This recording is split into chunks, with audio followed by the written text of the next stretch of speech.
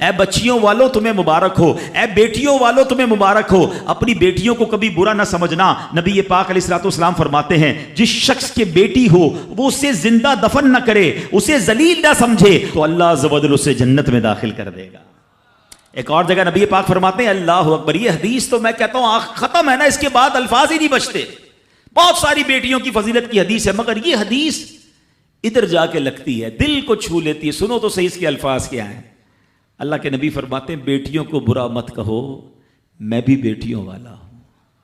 ہائے ہائے، ختم ہو گئی نا بات ہے۔ اللہ کے نبی نے صلی اللہ تعالی وسلم نے اپنی نسبت بیٹیوں کی طرف فرمایا میں بھی بیٹیوں والا ہوں۔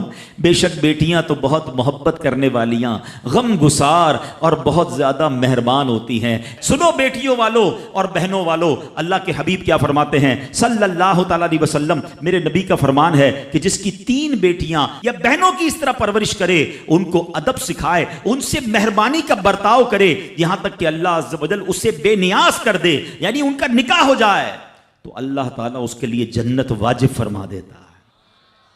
یہ ارشاد سن کر ایک صحابی کھڑے ہو گئے ہیں۔ صحابہ کے سوال بھی بڑے کمال کے ہوتے ہیں۔ یقین کرو ہمارے بہت سارے کام سیدھے جو ہے نا، ہمارے لیے بہت ساری آسانیاں صحابہ کے سوالات نے کر دی۔ اب ہو سکتا ہے یہاں میرا کوئی بھائی ایسا بیٹھا ہو جس کی 3 بیٹیاں نہ ہوں، وہ کہتا ہے میری تو 2 ہیں۔ صحابی نے سوال کیا حضور اگر کسی کی 2 ہوں تو اللہ اور 2 لڑکیوں کی پرورش کرے، تو ارشاد فرمایا اس کے لیے بھی یہی اجر و ثواب ہے۔ راوی فرماتے ہیں یہاں تک کہ اگر ایک بیٹی کا بھی لوگ ذکر کرتے تو نبی پاک اس کے بارے میں یہی فرماتے۔ مگر ایک روایت اور بھی موجود ہے کہ ایک صحابی نے کھڑے ہو کر کہا حضور اگر کسی کی 1 بیٹی ہو، اللہ کے نبی نے فرمایا 1 بیٹی ہو تو بھی جنت واجب ہو جاتی ہے۔ بیٹیوں پر شکایت، بیٹیوں پر منہ چڑھاتے ہو، بیٹیوں پر لڑائی کرتے ہو، اللہ اکبر، یہ تو جنت میں جانے کا ٹکٹ ہے۔ تو اپنی بیٹیوں سے پیار کریں۔ اور باپ جتنے بیٹھے نا، مجھے پتا ہے وہ میری بات کی تائید کریں گے، شاید پیدائش پہ منہ چڑھایا ہوگا کسی نے، لیکن آج بھی باپ سے زیادہ کلوز بیٹی ہی ہوتی ہے۔ پیار وہ باپ سے بیٹی ہی کرتی ہے، گھر جاؤ تو بیٹی باپ کا انتظار زیادہ کرتی ہے۔ اور اسلام عورتوں کے حقوق کی شاندار انداز سے بیان کرتا ہے۔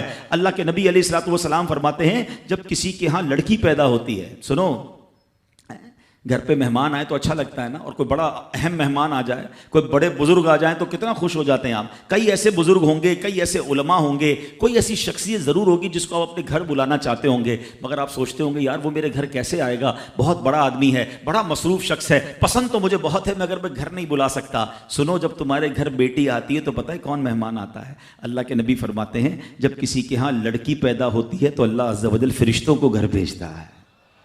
ہاں، آپ کے گھر فرشتے آتے ہیں اور کیا کہتے ہیں؟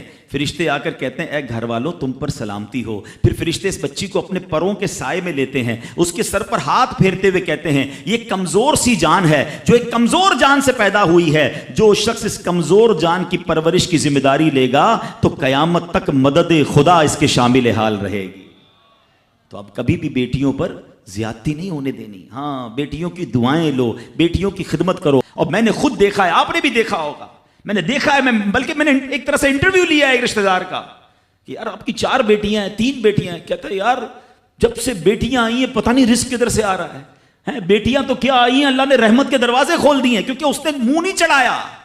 کچھ ہوں گے ایسے بیٹیوں والے جن کا ہاتھ تنگ ہوگا، تو غور کرو جب بیٹی ہوئی تھی تو شکر کیا تھا یا شکوہ کیا تھا؟ اللہ نے تو بھیجی تھی رحمت تمہارے گھر پہ، تم نے اس وقت بھی اللہ کو ناراض کیا، بیوی کو گالیاں دی، ہنگامہ کیا، اب کہتے ہو رحمت نہیں آ رہی۔ تم نے تو کتنی ناشکری کر لی۔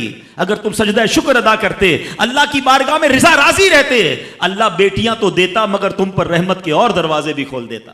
اور ہم نے دیکھا ہے لوگوں کے رزق کو بڑھتے ہوئے۔ تو کبھی بیٹی کی پیدائش پر آپ نے منہ نہیں چڑھانا ہے، ہاں، نہ اپنی زوجہ کو تانے دینے ہیں، اور بیٹیوں کا خیال رکھیں، بہنوں کا خیال رکھیں۔